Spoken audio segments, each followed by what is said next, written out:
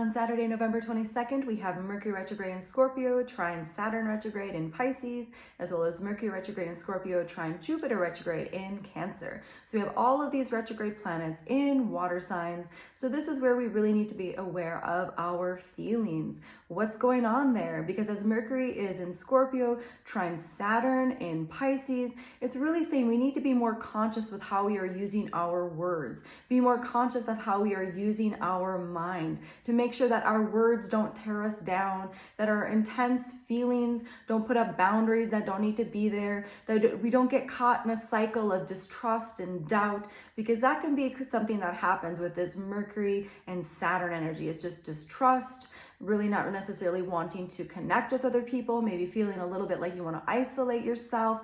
And this can come because there is a need to really say, like, I have these feelings that I need to address, and I'm not quite sure how to address them. So there can be a lot of confusion there. The nice thing that we have is we have Mercury trine Jupiter as well. So it really says, yeah, listen to those feelings, honor those feelings. Remember, your life is sacred, and that you can't just let those things sit dormant. You need to communicate them. You need to put them out into the world so that people can understand where you're coming from, so that people can understand why you're putting up boundaries or why you're limiting connection. So today can actually be a really nice day for healing if we're willing to acknowledge that we have these feelings that are coming up, and it's time to really say, I need to do something about them, because in not allowing myself to heal them, I'm creating separation. I'm not allowing myself to have wholeness and unity. I'm not even allowing myself to remember my life is sacred. And so that is what today can come. And the end is to be able to say, like, okay, I recognize that my feelings matter and that I really need to be aware of them because my life is sacred, and I need to be aware that whatever I'm putting my energy